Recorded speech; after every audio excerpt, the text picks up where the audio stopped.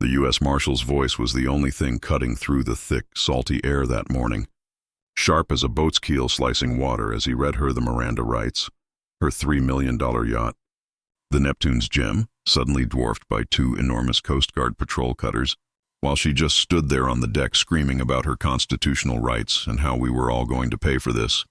6 hours earlier, that same woman had been standing on my dock, demanding I hand over my entire island to her fake homeowners association, waving a stack of documents forged in 1887. What she didn't know, what none of them knew, was that I hadn't bought this island just for the view. I was exactly where the federal government needed me to be. Look, if you've ever had an HOA president think they're the queen of your cul-de-sac, you're gonna want to stick around for this. Because this wasn't about a misplaced trash can or an unapproved paint color. This was about a criminal empire, and I was the bait. My name is Connor Redding, and 3 weeks before all hell broke loose, I became the owner of Serenity Rock Island, about 5 miles off the Maine coast.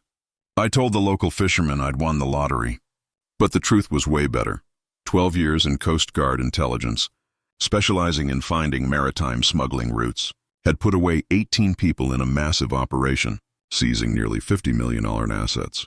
The Federal Witness Protection and Asset Program gave me a list of properties they'd seized, and when I saw Serenity Rock, I knew immediately it was the perfect place to disappear, and the perfect place to set a trap. The island was 14 acres of pine forest and granite cliffs, topped by an old 1880s lighthouse keeper's house that the previous owners, the cartel, had modernized into a fortress with solar power, desalination, and most importantly, a massive, hidden deep-water dock capable of handling a 60-foot vessel. They'd even put in a private asphalt airstrip, claiming it was for medical emergencies, but we all knew it was for late-night cargo drops. I spent my first 2 days just wandering the property, finding all the hidden Prohibition-era bunkers and the boathouse full of spare parts. On the morning of day 3, I was up on the lighthouse gallery, bolting down a new set of high-res weather cameras, or so I told everyone, when I heard the sound of an unauthorized seaplane. It was a bright yellow de Havilland Beaver, and it circled once before landing right next to my dock, followed by 3 other boats, led by that massive Sunseeker yacht. Out of the seaplane stepped a woman who looked like she'd been designed by a focus group of wealthy suburban tyrants, Vivian Hawthorne. 5'9" in stiletto boots completely impractical for walking on a wet dock, a cream silk blazer, and platinum blonde hair pulled back so tight I swear it added 10 horsepower to her walk. She must have been around 55, but with that kind of money, age is just a suggestion. Behind her were 5 people in matching navy blazers, followed by a professional photographer and a guy in what looked like a sheriff's uniform. The whole procession marched onto my island like they were conducting a hostile takeover. I climbed down, still holding my socket wrench, and met them halfway up the path, the smell of her aggressively expensive perfume clashing with the salt air. Vivian didn't even look at me first. She just turned to the photographer and said something about the optimal angle for documenting unapproved structures. When she finally deigned to acknowledge me, her smile was a cold, practiced weapon, all teeth, no warmth. "You must be the new resident," she said, making the word resident sound like a nasty rash. "I'm Vivian Hawthorne, president of the Ocean's Edge Estates Community Governance Board, and we need to discuss your situation immediately." The word situation hung in the air like a threat. She pulled out a heavy leather folder, the kind lawyers use to make fraudulent documents look serious, and started reading, her voice taking on that rehearsed theatrical quality. According to the historic maritime charter established in 1887, all islands within a 5 nautical mile radius fall under the jurisdiction of our established coastal community governance, which has been legally transferred to Ocean's Edge Estates as of 2008. The document was a magnificent piece of theater, printed on artificially aged paper with fake wax seals. But after a decade of studying forged cartel documents, I saw the tells immediately. The legal language was 30 years too modern. The navigational markers referenced didn't exist until the 1920s, and the seals were clearly inkjet printed. Based on this legal precedent, she continued, not giving me a chance to speak, "You owe the association $60,000 in back non-compliance fines, plus an ongoing monthly maritime infrastructure fee of $6,000. Additionally, your dock, your airstrip, and any commercial activity must be approved by the architectural and environmental committees, which meet quarterly. That last part, commercial activity, that was the key. She thought I was the previous owner, still running the show. Of course, she said, leaning in with a predatory look. If you find these requirements too burdensome, the association is prepared to make a generous cash offer to purchase the island directly. We could close in 7 days. There it was. The real game. This wasn't about a charter from 1887. This was about stealing my island, and more importantly, about controlling the transit point and whatever secrets it still held. I looked at the Bahamian registration on her yacht, noticed the nervous fidgeting of the fake deputy, and saw the look in her eyes. They had done this before. I carefully set down my wrench, took out my phone, and made a show of photographing every single person, focusing on the fake deputy's badge number. I appreciate the detailed historical lesson, Mrs. Hawthorne, I said, keeping my voice level.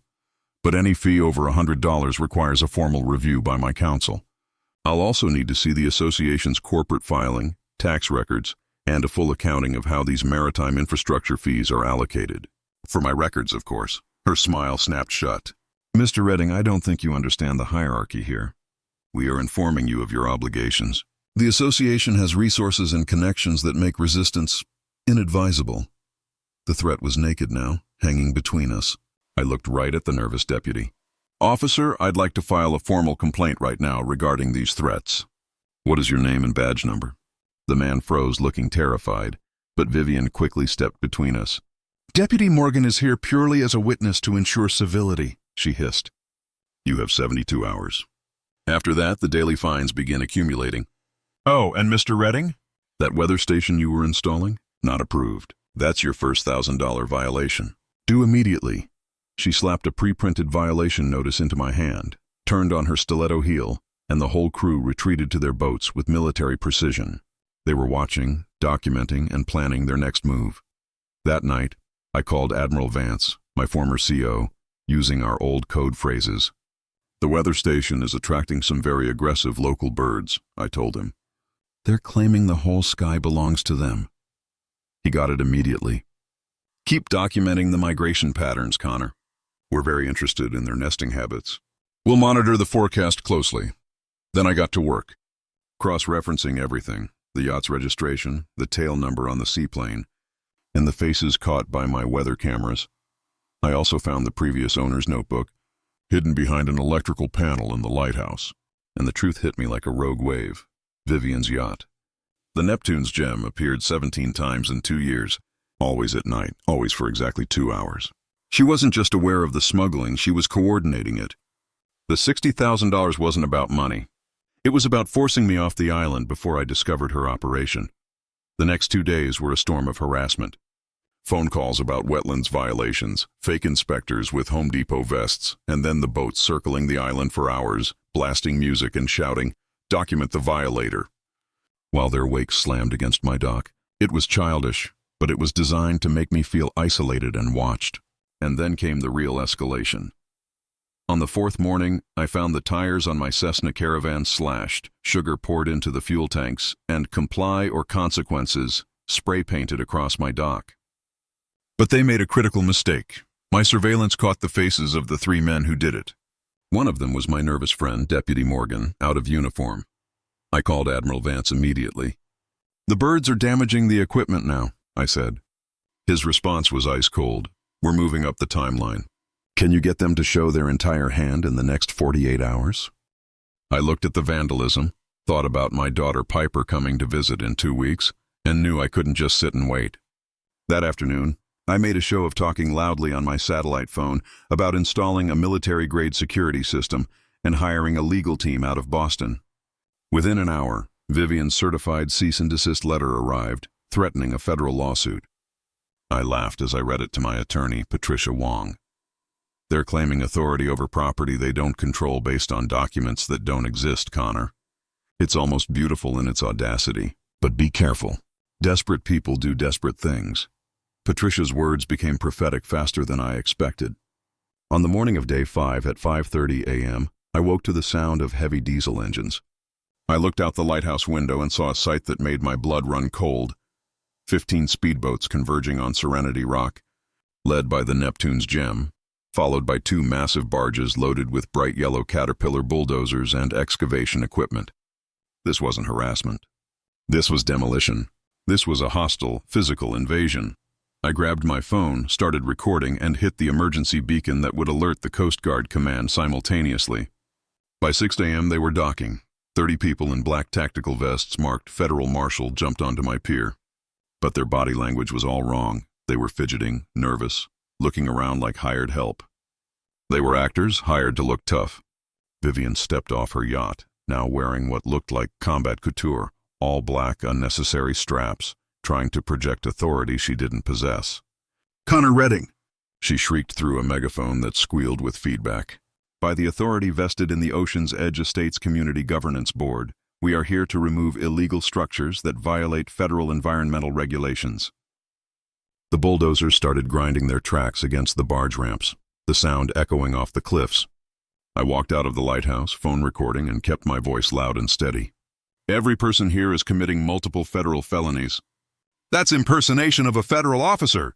"That heavy equipment is about to commit felony destruction of property. I strongly advise everyone to reconsider their participation in this criminal conspiracy." One of the actors, a kid who couldn't have been more than 20, actually took a step back, but Vivian grabbed his arm. "Don't listen to him.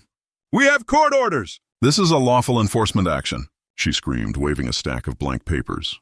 The first bulldozer lurched forward, its blade dropping with a crash that shook the ground and slammed into my equipment shed. Wood cracked, metal screamed, $200,000 worth of equipment crushed in seconds.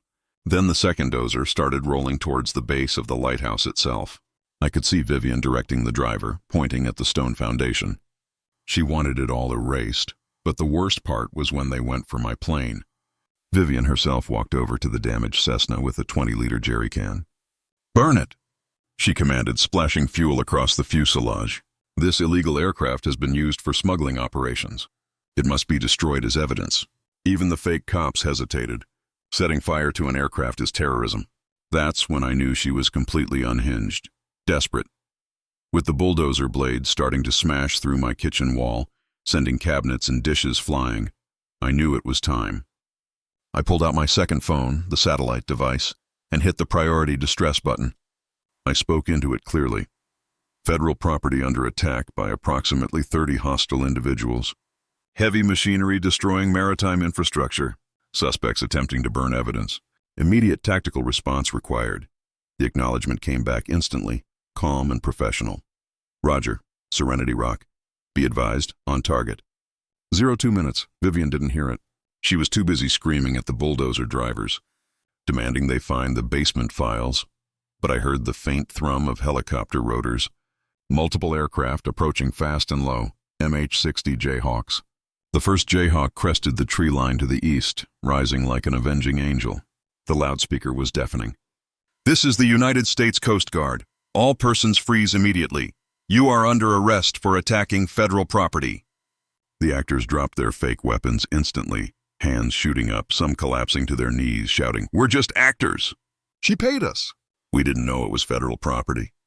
But Vivian still stood there, flare gun in hand, pointed at the fuel-soaked document pile, screaming at the sky. "You can't do this. This is HOA business. We have jurisdiction." The lead helicopter hovered 50 feet above the lighthouse, the rotor wash sending papers flying. I saw the flash of the MSRT fast rope team, Navy SEALs but Coast Guard colors. 4 operators came down the ropes like spiders on silk, boots on the ground in under 5 seconds, followed by 4 more. "Drop the flare gun now," the team leader commanded. Vivian spun, the flare gun swinging wildly. Before she could pull the trigger, a single shot rang out from the hovering Jayhawk, a non-lethal round designed to disarm, and the flare gun spun out of her hand. 3 MSRT operators moved in, securing her arms behind her back with flex cuffs. It was textbook perfect, professional, and controlled. Everything her chaotic invasion hadn't been.